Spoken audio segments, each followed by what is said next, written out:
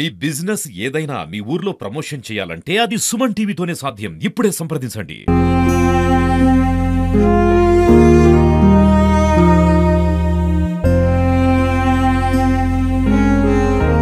నమస్తే అండి, welcome to Suman TV. మనం రోజు ఎన్నో రకాల కథలు చూస్తున్నాం, కథనాలు చూస్తున్నాం. కానీ అవి ఒక జీవితాన్ని ఎంత చిన్నాభిన్నం చేస్తాయి, తలకిందులు చేస్తాయి అనేది మనకి ఇక్కడ వీళ్ళ ఇన్సిడెంట్ ఒక నిదర్శనం.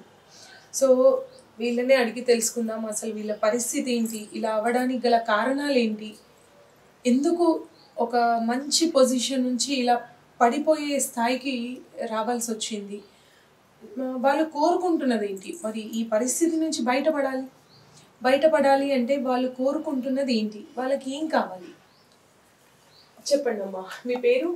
లక్ష్మి మేడం. లక్ష్మి. ఇప్పుడు ఎన్ని రోజులైంది యాక్సిడెంట్ అయ్యి? 7వ నెలలు అయింది మేడం.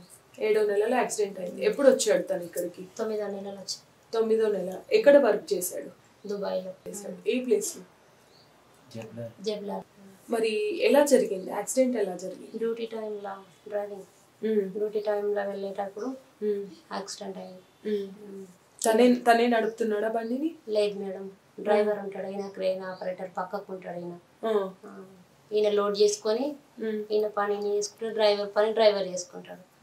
డ్రైవర్ కూరకి డ్రింక్ చేసి నా భర్తని ఇలా చేసింది. లాస్ట్కి పరిస్థితి తీసుకొచ్చి. మరి ఇప్పుడు అతను ఏమీ అంటలేడా? ఆయన ఏ రకంగానైనా సహాయం చేసిండా? మరి ట్రీట్మెంట్ ఇచ్చింది మేడం, ట్రీట్మెంట్ ఇచ్చింది. 4 వారాలు ట్రీట్మెంట్ ఇవ్వాలి, అయితే ఏ రెస్పాన్స్ రాలే. అయితే కంపెనీ హాస్పిటల్ వేసింది, అయితే ఇక మళ్ళీ తిరిగి చూడలేదు. ఇక హాస్పిటల్ వేసింది, తిరిగి చూడలేదు. హాస్పిటల్ వాళ్ళు ఇక చూసి కోమాలకి వెళ్ళి బయటకు వచ్చినాక 4 వారాలు తర్వాత ఇంకా ట్రీట్మెంట్ అయితే లేదు, కంపెనీ నుంచి ఏ రెస్పాన్స్ లేదు ఈ మనిషికి అని అక్కడ డాక్టర్లు వాళ్ళు సుల్తాన్ని పిలిపించి ఇవన్నీ క్లియర్గా చేసేవారికంటే, మేడం అదేంది పరిస్థితి ఏంది, మనిషిది ఏంది అని అడిగితే ఇక అప్పుడు కొంచెం ఆయన మెలకు వచ్చింది, కొంచెం ఇక అక్కడ అడిగి తెలుసుకొని పంపించిండ్రు. ఇక వాళ్ళే పంపించారు, డాక్టర్లు హెల్ప్ చేసారు మాకు. ఇంకా వాళ్ళ స్నేహితులు కానీ తోటి పని వాళ్ళు ఎవ్వరు హెల్ప్ చేయలేదు. ఉన్న ఏటీఎంలో ఒక 50,000 కూడా కట్ చేసుకున్నారు. నా పిల్లలకు కష్టంలో ఉన్న నా భర్త నాకు మాట్లాడే సిచ్యువేషన్లో లేడు, పరిస్థితులు లేడు. నా పిల్లలకు నా భర్త సాలరీ అన్నా నాకు పంపించండి, నా పిల్లలకు నేను తిండి పెట్టుకుంటా, నా భర్త కోమలకి వెళ్ళి బయటకు వచ్చేదాకా అన్న సిచ్యువేషన్లో నేను బ్రతిన్లాడినా దయం కనికరించలేరు ఎవరు కూడా. ఉన్న పైసనే లాగేసుకున్నారు.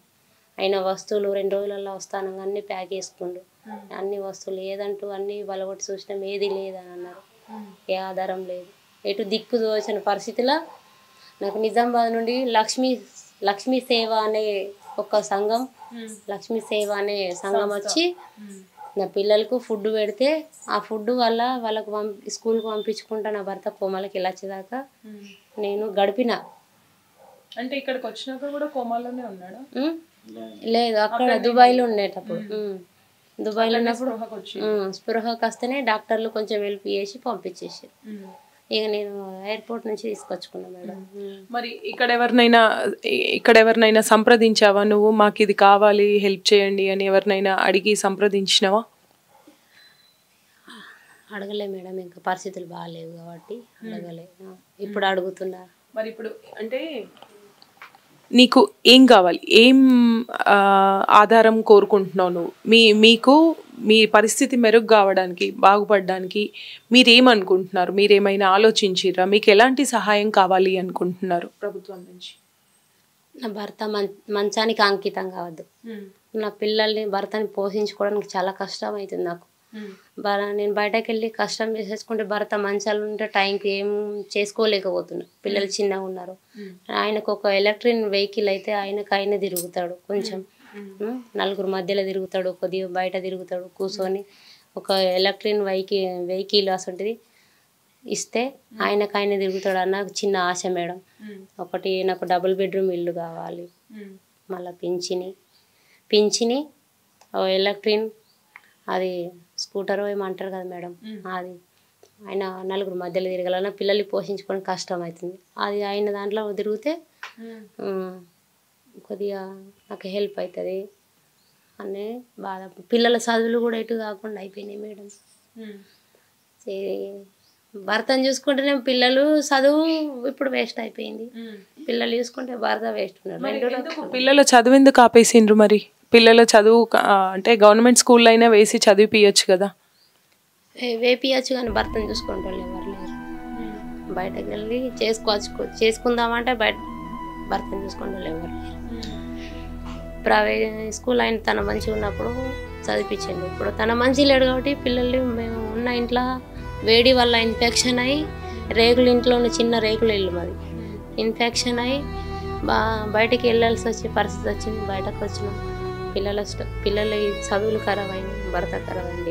ఎటువంటి ఏ ఆధారం లేదు, ఏం అర్థం అవుతుంది. దిక్కు దోచని పరిస్థితి ఉంది. ఒక్కొక్కసారి ఏం చూసుకోవాలనిపిస్తుంది ఉన్న సిచ్యువేషన్. భర్తను చూస్తే పిల్లలు కోల్పోతున్నారు, పిల్లలు చూస్తే భర్త కోల్పోతున్నారు. ఎటు దిక్కు దోచని పరిస్థితి. ఇలాంటి సిచ్యువేషన్లు ఉన్నా నేను. అదండి, ఇప్పుడు భర్తని చూసుకుందాము అంటే పిల్లల చదువుని అర్ధాంతరంగా వదిలి ఇక్కడికి రావాల్సి వచ్చింది. ఉన్న చోట ఉండలేరు, వచ్చిన చోట పిల్లలకి చదువు పరిస్థితి లేదు. తను పనికి వెళ్దాము అంటే ఇక్కడ భర్తని చూసుకోవడానికి ఇంకెవరూ లేరు. పోనీ ఉన్న చోట ఏదైనా చేద్దాము అంటే ఆధారం లేదు, అండ్ వెనుక చూసుకునే వాళ్ళు లేరు. చాలా రకాలుగా పిల్లలతో పాటు భర్తని చూసుకోలేక ఇటు పిల్లలతో వాళ్ళని అంటే వాళ్ళ బాధ చూడండి ఎట్లా ఉంది. తండ్రిని ఆ పరిస్థితుల్లో ఇంకొక 4 రోజులైతే మా నాన్న వచ్చేస్తాడు, నా భర్త వస్తాడు అనే సంతోషంలో తనుంది. సో ఏడవద్దమ్మా, నీకు నీ బాధ చెప్పావు, మేము మాతో అయినంత సహాయంగా మేము అధికారుల దృష్టికి తీసుకెళ్తాము. మీకు ఏదో ఒక రకంగా మీరు అనుకున్నవి కాకపోయినా ఏదో ఒకటి మేము చేయగలుగుతాం. పిల్లల చదువు అయింది, భర్త ఖరాబ్ అయిండు, ఎటు దిక్కు దోచని పరిస్థితి. ఒక్కొక్కసారి ఏం చేసుకోవాలో అనిపిస్తుంది. అట్లా ఆలోచించద్దమ్మా. నువ్వు అట్లా ఆలోచిస్తే మరి నువ్వు ఉంటేనే పరిస్థితి ఇలా ఉంది, మరి నువ్వు లేకపోతే వీళ్ళ ముగ్గురు పరిస్థితి ఎలా ఉంటది? అదే ఆలోచన. ఎవరు చూడాలి? ఇప్పుడు వాళ్ళ ముందు నువ్వు ఏడిచి వాళ్ళను ఇట్లా చేస్తే వాళ్ళు ఇంకెంత భయపడిపోతారు. సపోర్ట్ లేదు మేడం, ఏ సపోర్ట్ లేక ఇలాంటి పరిస్థితి వస్తుంది నాకు. ఆయన తిరగగలిగితే మేము ఏదైనా చేసుకొని బతకగలుగుతాం, మాకు ఆప్షన్ ఉంటుంది. ఆయన ఇలా ఉంటే మాకు ఏ ఆప్షన్ దొరకక మేము చావాలని పరిస్థితికి వస్తుంది లాస్ట్కు. అదైతే 100% మేడం. అతను 4 మధ్యలో తిరుగుతూనే నేను నా పిల్లలు ముంగట ఏదైనా పని చేసుకొని బతకగలుగుతాం. మాకు మేము ముగ్గురం అన్నా చేసుకోగలుగుతాం. ఆయనకైనా ఫ్రీ తిరుగుతే. ఆయన తిరగలేడు అనుకో, ఆయన ఇంకా పర్మనెంట్గా మంచానికి అంకితం అయితే మేము లాస్ట్కు చావాల్సి వచ్చే పరిస్థితి వస్తుంది చెప్పుకోలేక. అదే ఆప్షన్ కొడుతుంది మేడం మాకు. ఏదో ఒక రకంగా సహాయం అందుతుంది కదా, ఎవరో ఒకరు సహాయం. ఇప్పుడు ఇక్కడ ఉండడానికి మీకు ఎంతో మంది హెల్ప్ చేస్తున్నారని చెప్పిండ్రు, అట్లనే మీకంటూ ఒక పరిస్థితి. హాస్పిటల్ ఖర్చులు కూడా బాగా అవుతున్నాయి మేడం. నెలకు 15,000 అవుతున్నాయి. ఎక్సర్సైజ్లు అవి ఇవి అంటే భరించలేనంత బాధ. నెలకు 15,000 అవుతుంది. అలా రెంట్, సొంత ఇంట్లో ఉంటే ఆ బాధ, బయటకు వెళ్తే ఈ బాధ. ఏ సపోర్ట్ లేదు, భర్తనేమో చేతికి వచ్చే ఆధారం ఏం లేదు. తండ్రి వస్తాడన్న సంతోషం రెప్పపాట్లో మాయమైపోయిందని చెప్పాలి. వాళ్ళ తల్లి అసలు భర్త పరిస్థితిని చూసి కన్నీరు మున్నీరు అవుతుంది. పిల్లల్ని ఎలా చూసుకోవాలి, భర్తను ఎలా చూసుకోవాలి, నేను ఇంట్లో చూస్తే బయటకు వెళ్ళలేను, బయటకు వెళ్ళలేకపోతే ఇంట్లో ఇల్లు గడవదు, నా పరిస్థితి ఇది అని తాను చాలా బాధపడుతుంది. అంటే ఇది చెప్పలేని బాధ. ఎందుకు అంటే ఇప్పుడు చిన్న చంటి పిల్లలు ఉంటే పరిస్థితి ఎలాంటిదో ఇది అంతకంటే దారుణం. ఎందుకంటే తను కదలలేడు, పెద్ద వ్యక్తి. ఉన్న చోటు నుంచి తీసుకెళ్ళాలన్నా తీసుకురావాలన్నా, తను వాష్రూమ్కి వెళ్ళాలన్నా నానా ఇబ్బందులు పడి తను తీసుకురావాలి. అలా చేయడం వల్ల హాస్పిటల్స్కి తీసుకురావడం వల్లనే తనకి ఆల్రెడీ సర్జరీ జరిగి బోన్స్ రీప్లేస్లో రాడ్స్ వేయడం జరిగింది. సో ఆ రాడ్స్ కదిలి తను ఇంకా ఎక్కువ బాధని అనుభవిస్తున్నాడు. ఇలాంటి పరిస్థితుల్లో ఆ రేకుల షెడ్లో ఉండలేక, రేకుల షెడ్ మొత్తం వేడి, ఆయన వచ్చింది చాలా రోజులు కోమా నుంచి వచ్చాడు కాబట్టి ఏసీ నుంచి సడన్గా ఒక వేడి ప్రాంతానికి మారిపోవడం వల్ల కాళ్ళు ఏదైతే సర్జరీ జరిగిందో అవన్నీ ఇన్ఫెక్షన్ అయ్యాయి. ఆ ఇన్ఫెక్టెడ్ పర్సన్ తనను తాను కనీసం ఒక చోటి నుంచి ఇంకొక చోటికి మారలేని పరిస్థితి. మరి ఇట్లాంటి సిచ్యువేషన్లో తను కోరుకోవడం తప్పేమీ కాదు.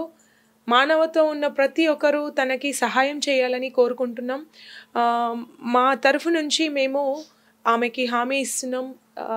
ఎమ్మెల్యే కానీ ఎంపీ గారికి కానీ తన పరిస్థితిని వ్యక్తం చేసి ఆమెకి ఏ రకంగా అయినా సహాయం అందించాలని కోరుకుంటున్నాం.